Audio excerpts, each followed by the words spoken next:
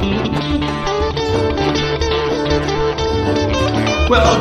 to Hemp Sister, the nation where you don't need a reservation. I said, Mama, hello, stand with open arms.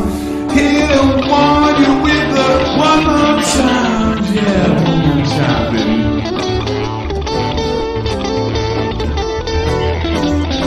Welcome to the nation. I said, welcome to the nation. Hello and welcome to another episode of the Hempy Hour. I am one of your hosts, Gina Mama Epps, with the beautiful Hello, Carter. my best friend in the universe, Beautiful. the other half of the Hemp Sisters, of the Hemp Sisters Nation, if you've forgotten about it. You don't need a reservation. You come anytime. Anytime you want. Today is a very exciting day for us, guys. We have Prime Sunshine CEO Ellen Tacher today. She is a ball of positivity and fun, and she has stories that'll make your head spin. And Lo and I really feel this because we started our cannabis journey, dove headfirst in 2014. And that's pretty much when Ellen came to the scene, that 2014, 2015, when nobody even knew what CBD was. That was some crazy term that, people made up. Nobody had any clue. And we are always constantly discovering that even though not everybody kind of knows about CBD, nothing much has changed on the how to sell it, how to get it, how to legally access. So now 8 years since Lo and I, as well as Ellen, have joined this industry and specifically talked about, other cannabinoids besides THC. And here we are, nonstop craziness. So without further ado, let's bring her back into welcome Ellen. So we just told our audience very little bit about you. So if you could introduce yourself and let our friends know a little bit about you and how you got started in the cannabis industry. So I never really got started in it. It got started on me, and I didn't even know it was the cannabis industry. I had no idea. My kids would say I remember one of them, I have a daughter named Billy Rose, and she says, Mom, you could get that stuff in a smoke shop or, like Infinity's in. I'm like, what? Huh? It went in one ear and out the other.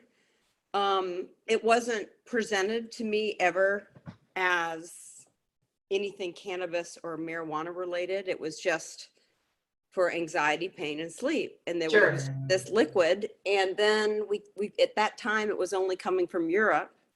Right. And as time went on, I really could tell the difference for me physically when I used a particular nasty tasting, cruddy, awful, horrible flavor that I traced to Kentucky, which I later found out has the most fertile soil in the United States. It dates back millions of years.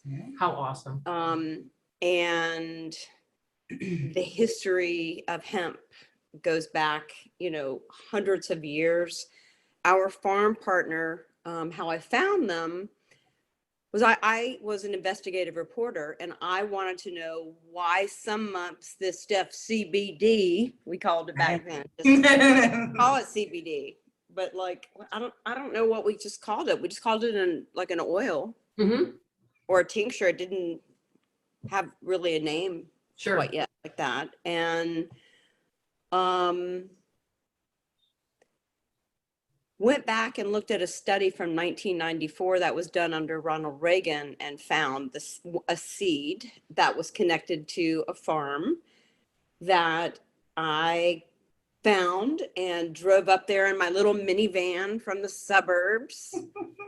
And to me, I felt like I found what made the difference in my body. And I was on 300 milligrams at that. Well, I was attacked by a pit bull. Ooh. So as time went on, and I was left 62% disabled on this side. Wow. And I became addicted to opioids and then I was sliding in some alcohol. I always like to drink alcohol anyway. So then I mixed the opioids that my doctor gave me, and it became a huge problem. Sure. So I ended up on 300 milligrams a day of Wellbutrin, 5 milligrams a day of Xanax, whatever I could get in between the Xanax and the Valium. Sure. And Advil and Excedrin every day because I was hungover from the 2 bottles of wine. And I ripped open my stomach, and I've been hospitalized many times for that. And I have a permanent injury to my stomach from Excedrin and Advil and Tylenol. And I have to, make sure I take this medicine forever. And I wanted to like be all natural. Right. Nope, I have to take it. Yeah. So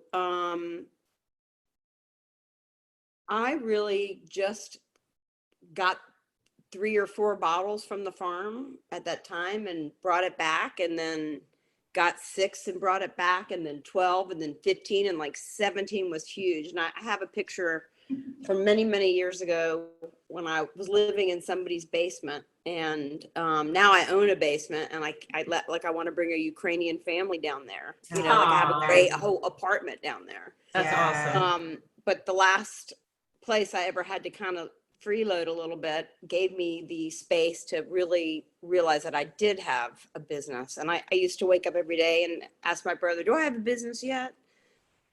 And he would say, no. No. Just a dream. Just a dream. Right. But 17 bottles in the basement. The business was never a business until I was going through a divorce, and the account. So basically I was crossing state lines, and could have gone to prison. Right. Yeah, because in 2014, I mean, you're talking, this is like Kentucky just even discovering or initiating pilot programs, testing soil, partnering with universities to start growing hemp again, right? I mean, that's early 2014. Yeah, and the farm actually was growing our hemp on the Hemp Research Institute campus at the University of Kentucky Medical School. And the parent or seed plant from the family sits up on NASA space station. That's and awesome. It's studied by scientists from around the world. Yeah.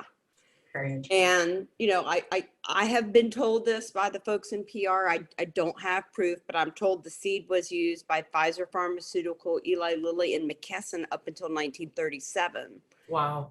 The federal marshals came onto the farm, and actually we have a really old picture with their guns, and the farm hands went around and gathered as much as the seed, because the seed itself is an heirloom seed. It's internationally pedigreed, proprietary, and certified. Wow. They gathered it all up. This was in 37 or 42, and then smuggled it on horseback into Canada, where it was vaulted and hidden away for 81 years before the first farm bill. And one of the farm presidents, I believe, actually did help author the farm bill. And they brought Woody Harrelson onto the farm in 1994. Okay. They arranged to have him arrested for planting 4 French hemp seeds. And I hope that this is the exact way the story goes. But the defense attorney became the governor of Kentucky. And then together, the governor of Kentucky and the farm president sued the DEA and won, and began the legalization of cannabis. Oh, that's awesome.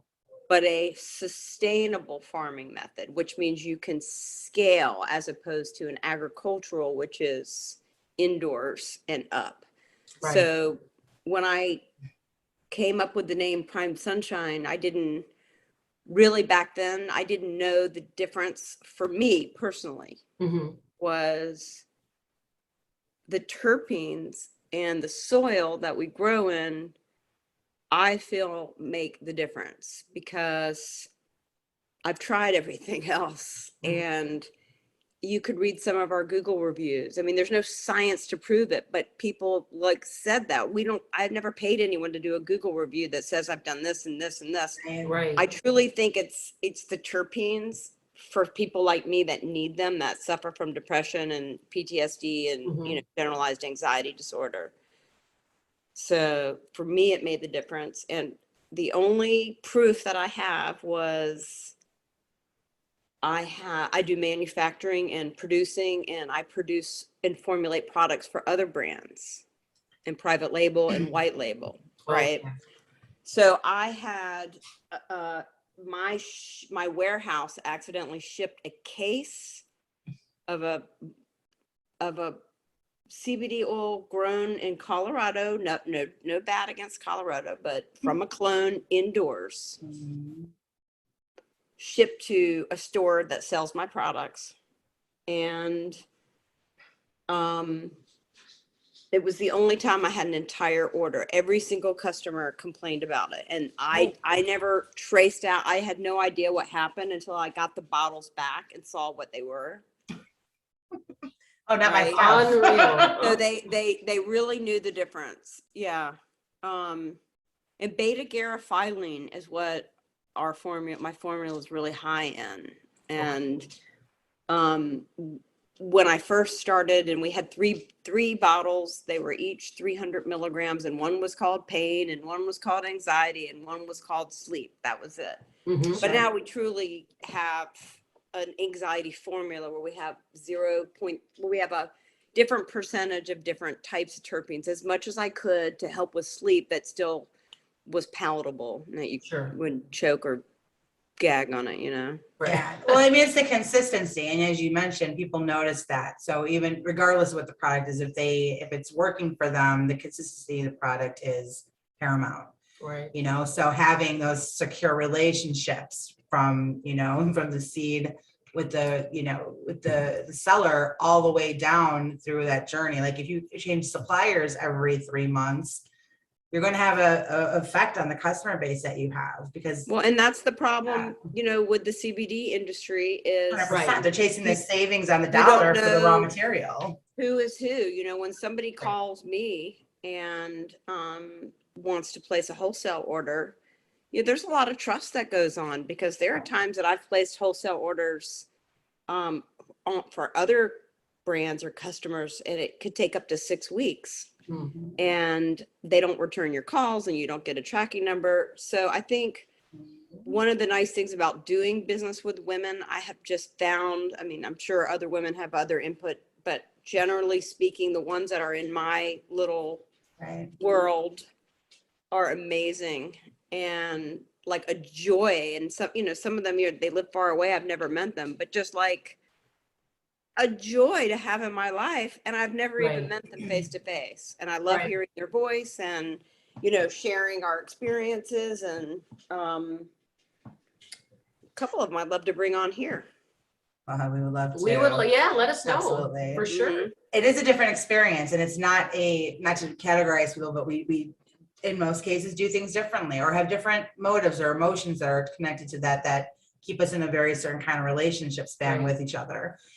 So the competition is a competition, but it's not a competition to take the other person out. It's much healthier in a lot of cases. And surrounding yourself with women in a women business is, they understand there's an empathy there that's understood as well. And again, Gina and I are like very competitive even with each other in life in general, but it's such a supportive kind, where it's not offensive or it's not taking people out of the situation. It's, and as in life, we deal with that a lot. There's a lot of times when we have that type of force against men in this space, particularly, I mean, I don't know how many viewers and people tune into your podcast, but I would love to share more about some of that, but I wouldn't want to call anyone out, publicly. No, I mean, without using a name, we would love some stories. Like what kind of challenges have you come up against? I've had other retail. So I am truly the first dispensary in Charlotte, North Carolina, and in North Carolina. And there are newscasts that I've been on that, that are out there that you can still see the date on them. And the dispensary here that claims to be the first, in the sense of really looking like a Colorado dispensary, mine kind of looks like a little doctor's office. Sure. I called on them to buy my product and sell my product. before their doors were even open. I already had a dispensary and an office and a brand. That's awesome. But they got all of those. Their voices were bigger. They played football with people here where they grew up with it in town, and Sure. new radio announcers, and their voice was just louder. And I have such severe anxiety that I wasn't going to go up against them. I was the first female brand owner, vertically integrated, and I couldn't even get into a local first store. Wow. Oh, wow. And what year was that, Ellen? 2016, 2017. Wow. I think they opened in 2016. Okay. I mean, 2017. But I really wasn't, by that point, really wasn't competing against them, because I had evolved into a brand from that point, because you couldn't get it in Charlotte, and there were no dispensaries. So I had a brand and a dispensary, and I was selling wholesale and white label to other companies. So it was great. Boy, those were big days. Those were big revenue days back in the day. I was just like, I didn't even know how much money I was making. There was a nice bubble there for a minute, no doubt. Yeah. No doubt. It was fun. That's awesome. So we know that you have a little bit of expertise in CBD dosing, and I know that a lot of people have a lot of questions as far as dosing. What's good for what? What's good for anxiety or sleep, or this age or that age? What do you suggest when people have those kind of questions? So, obviously that's the most difficult part of your job, Right.